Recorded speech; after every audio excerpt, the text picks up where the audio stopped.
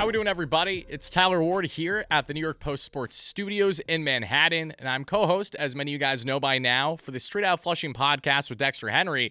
And in today's segment, I want to deep dive the latest topics in Mets land, but specifically getting into Juan Soto, how he fared for the World Baseball Classic, Team Dominican Republic, and ultimately how Soto, McClain, and other players, as the Mets have a whopping 17 repping for their respective countries in the WBC, may not be as much of a bad thing as you initially think as a fearful Mets fan, hoping and praying that no one gets injured. We're going to talk not only on the front of the WBC and all you need to know there, as we're also going to get into 3 prospect standouts for the Mets this spring and what's been most notable about them. We'll also be breaking down the bullpen configuration, getting into are veterans or youngsters more likely to crack that final spot, as well as the continued excitement and anticipation level with Luis Robert and his expectation for the Mets this season. So let's actually begin the conversation by talking on the front of Luis Robert, because he was in game action for the New York Mets that we saw today and what was a 4-inning simulated game there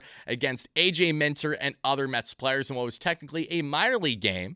And outside of striking out against AJ Minter, which is good for AJ, not so much for Robert, Robert did smoke himself a double off of a southpaw on the Mets farm and had some really good looking at-bats. Carlos Mendoza has been raving about him since he's arrived in camp, and as long as he can stay healthy, as Mendoza said, pretty much the sky is the limit with a player profile like him. When we think of Luis Robert, we think of that 2023 season, a multi-tool talent, really what felt like a 5-tool talent, an MVP caliber player, hasn't shown that consistently the past couple years, mainly due to injury and inconsistencies. Still looked very good in the second half last year with an 800 OPS or higher, and had a OPS plus and WRC plus against southpaw pitching of right around 20% or so above league average. And for those that think, oh, maybe that isn't too important, it is in the context of how the Mets plan to utilize him and the Mets having guys that can actually rake against southpaw pitching, because that is something that they've struggled or have fluctuated heavily with in the past, including some of their biggest hitters in their lineup. One, Pete Alonso, for example, has definitely been Jekyll and Hyde in years past regarding that type of production against southpaws. But Luis Robert working on that lower half, trying to do plenty for the Mets this spring. He will be in game action officially for spring games sooner rather than later, but this was the first major step for him this spring to get in some form of game action, get a couple innings under his belt, not only hitting, but also playing some defensive work there in center, and then go on from there. But beyond Luis Robert, everybody, like I said, that there are a lot of other notables in this one. And let's stay on the topic of position players, specifically ones that Luis Robert has a relationship with, and that is Juan Soto. They've been attached at the hip to begin spring training. We've all seen it. I've seen it. I know you've seen it. And there's great reason for that, as Juan Soto and Luis Robert actually have trained together this offseason already at the Scott Boras facilities and have been friends in the league for a number of years. So speaking of Juan Soto, let's talk about the $765 million man, as Soto absolutely demolished a baseball lefty-lefty in Dominican Republic against the Detroit Tigers and their exhibition game for Team DR. They took down the Tigers without a problem, but Juan Soto was one of the many offensive standouts in this matchup. And I want to highlight Soto's outing here, because not only did he look tremendous, going 2 for 4 with an RBI single and a big blast of a home run, 4 RBIs on the day if I'm not mistaken, but Juan Soto is someone who, as you can clearly see, is very prideful representing his country. And that holds true not only for Soto, but for every single player that is repping their respective countries in the WBC this year, including the New York Mets and guys like Noel McClain, who is very excited to get this experience in for the first time in his career, Clay Holmes, among many others. But when we talk about Juan Soto's performance, what stuck out? It was the fact that as soon as the ball game started, his first at-bat, he's out there doing the shuffle, shaking his thing, as he has done at his best in his career. And the reason why that is so notable is because Juan Soto didn't show much of this personality throughout the entirety of the 2025 Mets season.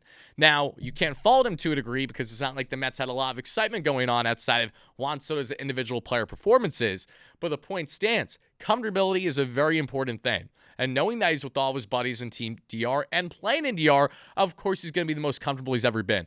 Roaring, raving fans and having you think it's World Series Game 7 right then, right there. So for Soto to put up that type of production was awesome, but also to see him not only doing his shuffle, jumping around the bases in excitement, really letting the crowd roar and soaking that all in. This is why, not only for Soto, but for Noel McClain, who is slotted to not only pitch against Team Italy on March 10th for the World Baseball Classic. But if Team USA makes it all the way to the championship round on March 17th, McClain is also slated to pitch then, according to Team USA skipper Mark DeRosa. Not only for McClain, not only for Holmes, not only for Mark Vientos for Team Nicaragua, every single player playing for the New York Mets and the WBC, for the most part, has a chance to really benefit themselves with the Mets, and here's how. If Juan Soto has a deep WBC run, contrary from what happened in 2023, because Team Dominican Republic fell off a cliff, expectations were here, and reality was down here regarding what the results were for them. They have a lot to prove. They have a big chip on their shoulder. So Juan Soto helps lead that pack for Team DR and has a deep run this year. Regardless of if they win or not, I assure you that is going to bode well and play dividends for the New York Mets and getting a red-hot Juan Soto to start the season. Think about this, everybody. Juan Soto is going to be playing playoff atmosphere baseball a month before the regular season begins. If you don't think he's going to smoothly transition that type of experience and that type of play with the Mets, I feel like, as I would say on my usual platform on YouTube at Wordy and Wham, I have a bridge to sell you. But I say that jokingly just because of the fact that, again, Soto, a happy Soto, we know how great of a player he is. A sad Soto is still a great player. Soto at his worst is still most players at their best. That's how amazing the bar is here with a player like him. That's why he gets paid the big bucks, and that's an understatement. But if Juan Soto can have a fantastic run in the WBC, if Noel McClain can stay healthy and have a dominant run for Team USA, Clay Holmes, same applies. If these guys can just perform to the best of their ability, stay healthy, stay on the field, I assure you, by the time we get to the start of opening day, you're going to see some of these top players for the New York Mets not only rejuvenated, but amped up and ready to get this season started instead of having the slog, which is inevitably the case with many players that have a slow start to the season that maybe just cruise through spring training and have their normal work in. It's very different for these players repping for Team DR, Team USA, Team Italy like Nick Morabito, whatever the case may be in the WBC. But I'm excited to see how it's all going to play out. And I also completely understand the reservations. I understand the skepticism. I understand the concerns from a fan point of view. I also understand that regardless as to how we feel about fans or as a talking head like myself, doesn't change the fact that if a player has an opportunity to represent their country, 9 out of 10 times they're going to do it because they know how important that is for them, their family, and that might be a once-in-a-lifetime opportunity that they never get again. That's something that a lot of players hold to a higher standard than, say, being available for a couple weeks in spring training, especially when it's a yearly routine for them. So would definitely love to hear your thoughts in the comments down below regarding Juan Soto, Noel McClain, and if you believe that if they have a strong run in the WBC, and that'll smoothly benefit the Mets to begin the regular season when it comes to player performance product, or do you think, or output I should say, or do you think that it's still going to be a negative? Do you think that regardless of the results, this is going to negatively impact the Mets somehow, some way? Whatever your thoughts are, make sure to drop them down below. And thank you guys and gals kindly for exactly that. Because now to hop from talking about Juan Soto and getting into all that, let's get into our next topic here. And that is going to be, yes, prospects, okay? Because there have been many prospects that have stood out so far this spring training, but there are 3 in particular that I would really like to highlight. And the first I would like to highlight is a prospect that I spoke about to a smaller degree over the past couple of days, and that is Chris Suero. For those that don't know Chris Suero, he is a Bronx native who has really burst on the scene this past year in the minor leagues. He batted 40% above league average collectively in the minor leagues that we saw between high A and double A. And as a Bronx native playing in Brooklyn for the Cyclones, had to feel pretty cool. And then he went from there to the Binghamton Rumble Ponies, where he had a lot of success. But here's what I love so much about Chris Suero. He plays all over the place, okay? Suero plays catcher, he plays corner outfield, and he plays first base. So Suero is this really unique hybrid of a talent where he will get to the major leagues just because of his pure athleticism alone. And then you add into the bat to ball skills and the Mets catching depth, and you say to yourself, wow, Chris Suero may very well just be a year away from actually hitting the big league level and having an impact. I don't anticipate it to happen much, if at all, this season, but next year really feels like it's going to be the year for Suero, and here's why. Suero, who has home runs in 2 of the past 3 Mets spring training games, he's looked fantastic, smoking baseballs. I mean, these are really hard-hit baseballs, well over 100 on the exit velocity, so these are legit big boy homers for Chris Suero. But the reason why I do believe as we get to next year that he'll be in prime position to compete for a spot is because next year will probably not be another year of having Luis Torrens as Mets backup catcher. Of course, things can change, but the Mets are going to give an opportunity at least to some some of their in-house options. As long as Suero develops the way that we anticipate him to this year, he will get to the AAA level sooner rather than later, and he could be knocking out the door for the big league level if things really go right throughout the course of the year and injuries inevitably happen, especially with catchers. We know what happens with Alvey, could happen with Terens, and then you, of course, have Ben Rorvit, Hayden Senger, and Austin Barnes currently, but I don't anticipate that they're all going to still be in the organization a month from now, to be determined on that front. But that is one of many prospects that's been early standouts that I personally have really loved to see. Another key standout on the prospect end has to be a guy that I've been raving about all offseason long, and that is A.J. Ewing, okay? A.J. Ewing, who I had the privilege of first following last year at the start of the season, another high flyer that was across multiple leagues for the Mets in the minor leagues and was dominant every single step of the way. A.J. Ewing became a highly coveted prospect at the trade deadline, in which the Mets said, no, we're not trading you for Luis Robert. We're going to get him for a lot less, that just being Luis Angel Acuna, and the $20 million that the Mets ate this past offseason. But A.J. Ewing, who is an infielder, second base, can also play in the outfield for you. He is exactly why Mets fans are not going to be losing much sleep over Jet Williams, at least not immediately, because A.J. Ewing stole 70-plus bases in the minor leagues this past year, hit unbelievably well. I mean, we're looking at a guy that consistently hits north of 300 or so. He's just unbelievably dominant and has plenty of power, can go gap to gap. So not only is he a plus defender that can play infield outfield, not only is he arguably the best base runner in the entire Mets organization right now, probably the best base runner in the organization right now. 70-plus stolen bases is a hard thing to best, even though Juan Soto looked awesome for the Mets in the regular season last year in that regard. When you look at all the facets of A.J. Ewing, what I love about him is that while maybe he isn't as polished on the power front as someone like Carson Bench will be at the major league level,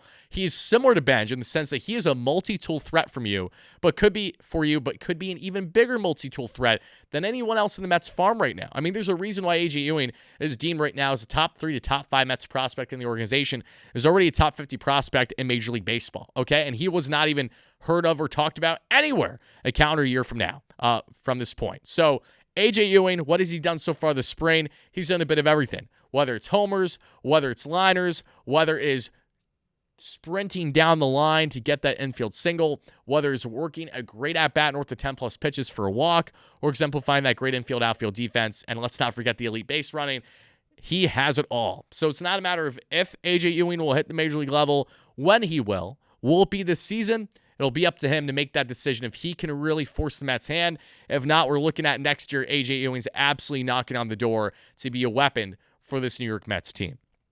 And finally, the third and final prospect that I would like to highlight in this one, because like I said, there are many prospects that are standing out this spring for the New York Mets. And when I look at the ones that have stood out so much, or at least ones that I've been locked in on, that I want to pay a lot of attention to, another prospect that I implore you all to pay attention to is Ryan Clifford, okay? We have talked about Ryan Clifford a lot on my platform, and you'll hear a lot more of him on the New York Post Sports YouTube channel moving forward, but Clifford is knocking on the door for that Mets first base opportunity. And when you look at Mets first base right now, they have no long-term commitments. They have a rotation of Jorge Polanco, Brett Beatty, and Mark Vientos. Simply what that means is there's no certainty, and no one is a true first base option there. You want to know who is a true first base option? It's Ryan Clifford, who plays first base, DH, and can play corner outfield for you.